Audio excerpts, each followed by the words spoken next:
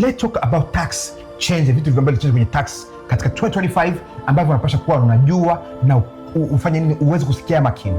Tuna expert hapa kuhusu tax. What change? Ni vitu gani vili change katika mwaka huu ambavyo watu wanapaswa jua? Kwanza, kitu cha kwanza, huyu mwaka ambao tunaanza wa 2026 2026 utakuwa ni mwaka mzuri kwa watu ambao wanatoza matax. I know. Yes. Kuna watu ambao watapewa hela nyingi za matax kulinganisha na miaka ya nyuma. Kwa sheria mpya ambayo wameanza au kila mwaka wanakuwa naangalia inflation inakuwa wapi. Kwa sasa hivi deduction zimepandishwa. Okay. Unaona? Mtu ambayo ni mmoja ilikuwa ni 18,000 hivi utakuta ni 20,000. Mtu ambayo ni head of house, mkuu wa familia, utakuta 20,000 na ngapi.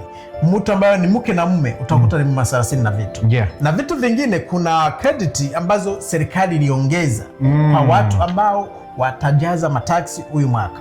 Especially kwa mtu ambaye amezaa kama huyu mwaka wa 2025 mpaka siku ya mwisho ya 2025 December 31st.